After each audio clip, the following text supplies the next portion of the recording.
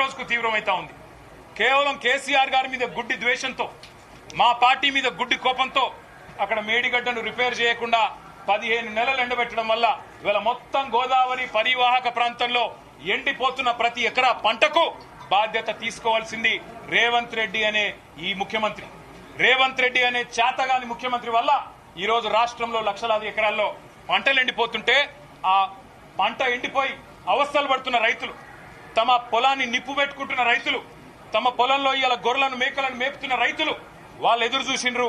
Governor గారి ప్రసంగం నుంచి ఒక్క మాటన్న వస్తదేమో, మేం పంటలను ఎండిపోకుండా కాపాడుతాం, మేమున్నాం, ఈ ప్రభుత్వం భరోసా ఇస్తున్నది, మీకు రిపేర్ చేస్తాం మేడిగడ్డను, ఇన్ని రోజులు కేసీఆర్ గారి మీద గుడ్డి కోపంతో తప్పు చేసినాం అని ప్రాయశ్చిత్తం చేసుకుంటారు అనుకున్నాం. ఆ సోయి కూడా ఈ ప్రభుత్వానికి లేదు. కనీసం ఒక్క మాట మాత్రంగా కూడా ఎండుతున్న పంటలు, సాగునీటి సంక్షోభం, 480 మంది రైతుల ఆత్మహత్యలు, వాటి గురించి ఒక్క మాట కూడా మాట్లాడకపోవడం అంటే రేవంత్ రెడ్డి ప్రభుత్వం యొక్క ప్రాధాన్యతలు ఎట్లా ఉన్నాయో దీన్ని బట్టే అర్థం చేసుకోవచ్చు. ఇవాళ భారతదేశంలో బహుశా ఏ రాష్ట్ర సెక్రటేరియట్ లో జరగని అత్యంత ఘోరమైన నీచమైన పరిస్థితి మన రాష్ట్ర సెక్రటేరియట్ లో జరిగింది. 20% కమిషన్ ఇయ్యందే ఇక్కడ బిల్లులు వస్తలేవని చెప్పి కాంట్రాక్టర్లు ఆర్థిక శాఖ మంత్రి, ఉప ముఖ్యమంత్రి గారి ఛాంబర్ ముంగట ధర్నా చేసే పరిస్థితి రాష్ట్రంలో బహుశా ఎన్నడూ కూడా గతంలో లేదు, మరి భారతదేశంలో కూడా బహుశా ఎక్కడా లేదని నేను అనుకుంటా ఉన్నా. ఇవాళ 20% కమిషన్ తప్ప విజన్ లేని ప్రభుత్వం ఇది. ఈ విజన్ ఉంది, ఆ విజన్ ఉంది, ఏఐ, డేటా సైన్సెస్ అని పెద్ద పెద్ద మాటలు. విజన్ లేదు, మన్ను లేదు, కమిషన్ తప్ప.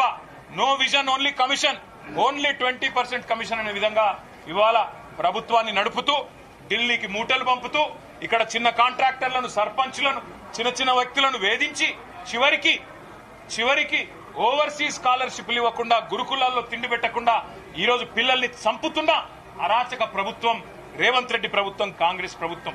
కనీసం గురుకులాల్లో ఉండే అధ్వాన్నమైన పరిస్థితుల గురించి ఒక్క మాట చెప్తారేమో అనుకున్నాం, దాని గురించి ఒక్క మాట లేదు. చనిపోయిన 83 మంది పిల్లలకు కనీసం ఒక మాట సానుభూతి చెప్పి సంతాపం చెప్తారేమో అనుకున్నాం, ఒక్క మాట కూడా వారి గురించి ప్రస్తావన లేదు. అదే మాదిరిగా ఇంకా విచిత్రం, 10 ఏళ్లలో కేసీఆర్ గారి ప్రభుత్వం ఆనాడు 4,17,000 కోట్ల అప్పు చేస్తే, 4,17,000 కోట్ల అప్పు చేస్తే అంటే సంవత్సరానికి 41,000 కోట్ల అప్పు చేస్తే అప్పులు అని గుండె బాదుకున్న కాంగ్రెస్ సన్నాసులు ఇవాళ ఒక్క సంవత్సరంలో 1,62,000 కోట్ల అప్పులు తెచ్చిన విషయం ఒక మాట చెప్తారేమో అనుకున్నాం. సరే, కేసీఆర్ ప్రభుత్వం కొత్తగా ఏర్పడ్డ తెలంగాణకు ఒక బలమైన పునాది వేయాలని బ్రహ్మాండమైన పథకాలు, ఒక్క రైతులకు, వ్యవసాయానికి మాత్రమే 10 ఏళ్లలో కేసీఆర్ ప్రభుత్వం ఖర్చు పెట్టింది దాదాపు 4.5 లక్షల కోట్లు. రైతు బంధు రూపంలో 73,000 కోట్లు, రుణమాఫీ రూపంలో 28